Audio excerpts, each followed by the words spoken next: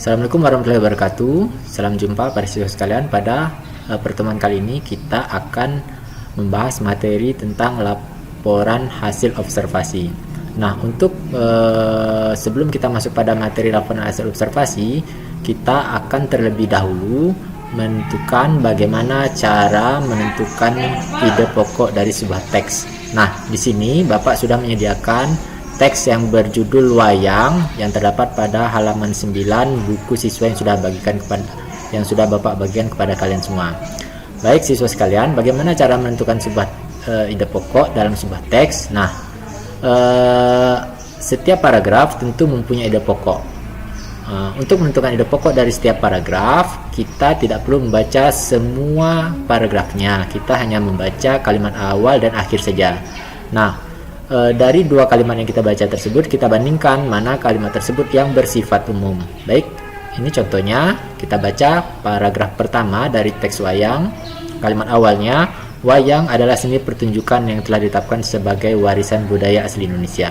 Kalimat terakhirnya, wayang merupakan warisan mahakarya dunia yang tak ternilai dalam seni bertutur. Nah, dari dua kalimat ini bisa kita lihat bahwa kalimat yang bersifat umum yaitu terdapat pada kalimat pertama. Maka kalimat pertama ini bisa kita jadikan dasar sebagai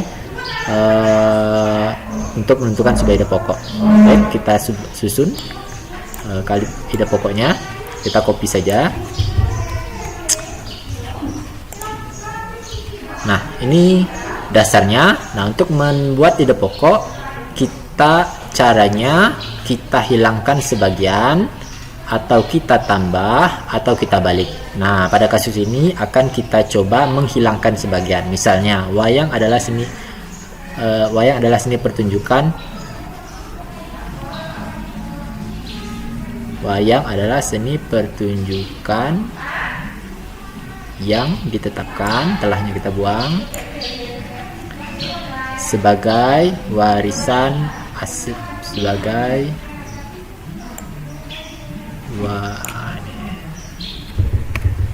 wayang adalah seni pertunjukan yang ditetapkan sebagai warisan asli Indonesia. Nah, yang tidak perlu kita buang. Oke, itu contoh, satu contohnya.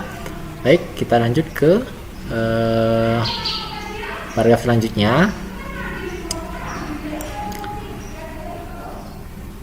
Lihat pada paragraf pertama. Kita cek kembali. Kita buang. Ini kita buang. Kemudian ini kita buang. Wali Songo membagi wayang menjadi 3, yaitu kita tambah dari isinya, misalnya dari wayang kulit, koma, yang terdapat di kat ini, ya, kalimat kedua. Kemudian wayang wong,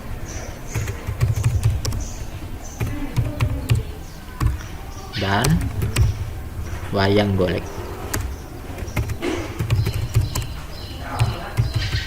Oke, ini ide pokok paragraf kedua. Kita lanjut ke ide pokok paragraf 3. Lanjut. Wayang dilihat dari umur. Oke, ini kalimat pertamanya.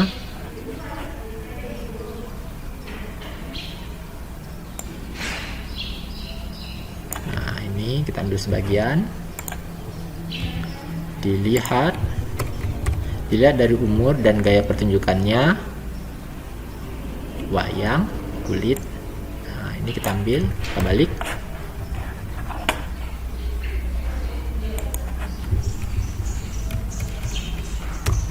Wayang kulit dibagi menjadi bermacam-macam.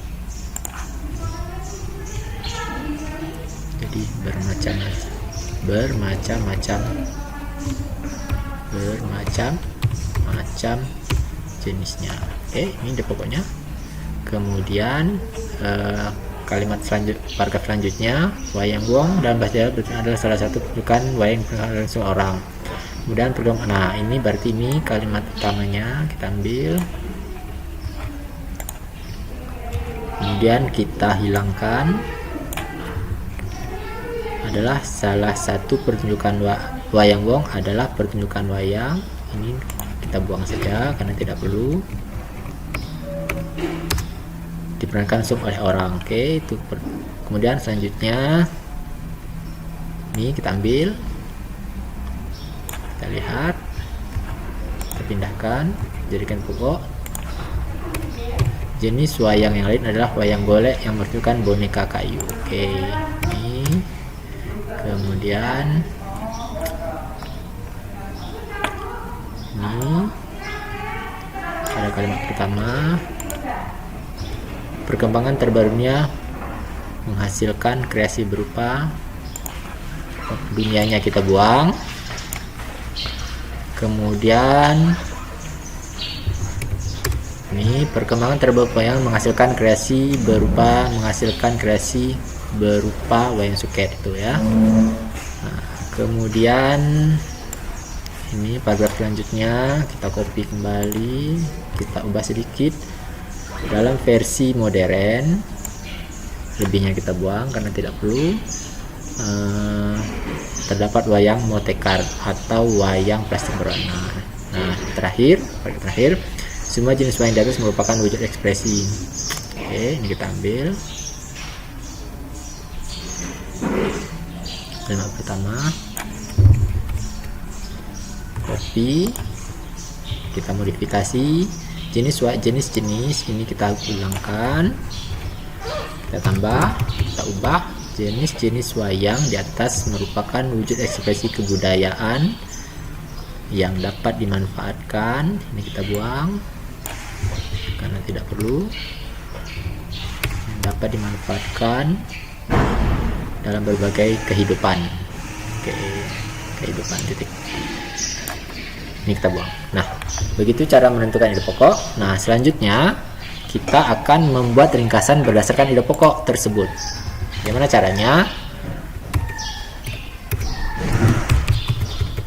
Nah, untuk membuat ringkasan ide pokok, kita hanya perlu mengambil saja setiap ide pokok yang sudah kita susun dan kita salin ke bawah ke sini.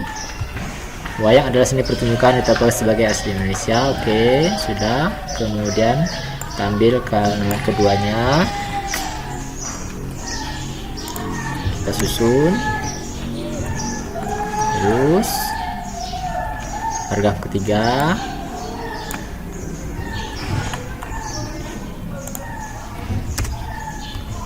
kemudian 1, 2, 3, 4, ini paragraf keempat,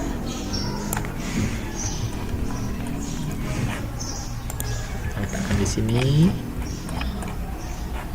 1, 2, 3, 4, 5. Ini paragraf kelima, letakkan di sini. Paragraf keenam, letakkan di sini. Paragraf ketujuh, letakkan di sini. Dan paragraf ke-8 kita letakkan di sini. Nah, sebagai finishingnya kita cek kembali ringkasan ini, kita baca dari awal supaya dia menjadi paragraf yang koheren, maka perlu kita tambahkan atau kita modifikasi sedikit dengan menggunakan kata hubung. Baik, kita baca dari awal supaya kalimatnya paragraf menjadi lebih koheren. Wayang adalah seni pertunjukan yang ditetapkan sebagai warisan asli Indonesia. Wali Songo membagi wayang menjadi 3, yaitu wayang kulit, wayang wong, dan wayang golek. Dilihat dari umur dan gaya pertunjukannya, wayang kulit dibagi menjadi bermacam-macam jenis. Wayang wong adalah pertunjukan wayang yang diperankan langsung oleh orang. Jenis wayang lain adalah wayang golek yang mempertunjukkan boneka kayu. Perkembangan terbaru pewayangan menghasilkan kreasi berupa wayang suket. Dalam versi modern terdapat wayang motekar atau wayang plastik berwarna. Jenis-jenis wayang di atas merupakan ini karena kita anggap sudah koheren antara kalimat-kalimatnya, maka kita tidak perlu menambahkan kata hubung atau memodifikasinya. Nah, dalam ringkasan kalimat yang kita susun strukturnya tetap berdasarkan teks aslinya. Baik, itu saja pertemuan kita pada hari ini. Bila ada pertanyaan, nanti silahkan kalian ajukan pertanyaan di ruang diskusi Telegram kita. Itu saja pertemuan kita pada pagi hari ini. Lebih dan kurang mohon maaf. Assalamualaikum warahmatullahi wabarakatuh dan selamat